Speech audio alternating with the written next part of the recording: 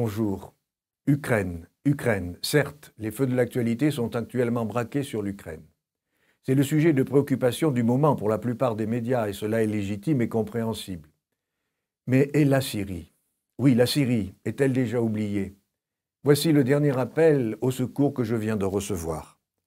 Mardi 5 avril 2014 a vu le sang de 55 enfants se mêler au sang du Christ sur l'interminable chemin de croix de la Syrie. Une scène sanglante, attachée d'un rouge pur le sol de Damas. Un obus tombé lundi matin dans la cour d'une école à 7h50 transforme le quartier en deuil et sème la peur au cœur et aux yeux des familles déjà angoissées par l'assassinat du père Franz une semaine plus tôt. Tout le monde court pour transporter ses petits à l'hôpital Saint-Louis le plus proche, où se démènent les filles de la charité et le corps médical pour soigner les blessés et sauver la vie de ces anges pris dans l'engrenage d'une violence absurde qui frappe la Syrie pour la 4e année. Le service d'urgence est saturé, certains élèves sont transférés vers d'autres hôpitaux.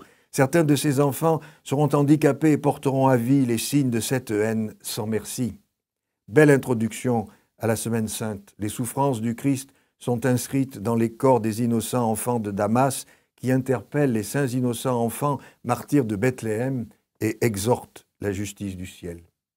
Le sang de ces enfants qui coule sur cette terre déjà arrosée par celui des milliers de martyrs de 1860 renforce la foi sur cette terre biblique qui a vu l'arrivée du christianisme avant Saint Paul et qui fut converti et baptisé. Ces victimes innocentes confirment le témoignage de nos héroïques fidèles qui comptent sur votre soutien amical et spirituel. Tertullien disait au IIe siècle, le sang des martyrs est semence des chrétiens. Voilà, jusqu'à quand les grands qui nous gouvernent laisseront-ils un tyran assister au massacre de son peuple? Aucun d'eux ne pourra prétendre qu'il ne savait pas, comme ce fut le cas lors de la Shoah. À la semaine prochaine.